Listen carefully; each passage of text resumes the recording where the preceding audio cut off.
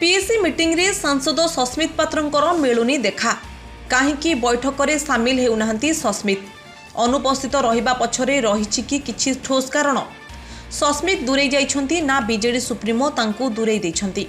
वाक bill को नहीं base विवादीय होइथिले Sasmit BJD रे लागि रहिछि हटचमट एसबु भितरे दिल्ली रे दलर चेहरा सस्मित पात्र एबे ओडिशा बीजेडी राजनीति उभान होई जाइछंती।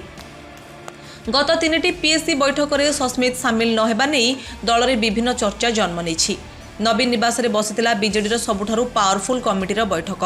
नवीन को अध्यक्षतार होइथिबा बैठक में बीजेडी पई निया जाइथिला अनेक निष्पत्ति हेले 3 बैठक में उपस्थित नथिले बीजेडी संसदीय दल नेता तथा पीएससी कमिटीर सदस्य सस्मित पात्र जहाकु नै एबे बीजेडी शिविर ठारू आरंभ करी राजनैतिक महल रे चर्चा बढ़िलानी।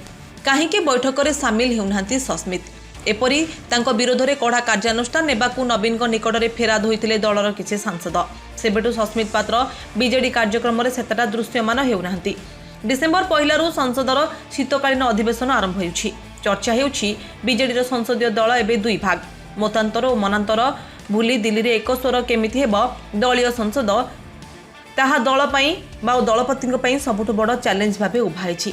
एसबु भितरे राज्यसभा सांसद देवाशीष सामंतराय विषदगार करी बीजेडी सुप्रीमो को टेंशन बढ़ाई दैछंती। ब्यूरो रिपोर्ट विशेष खबर।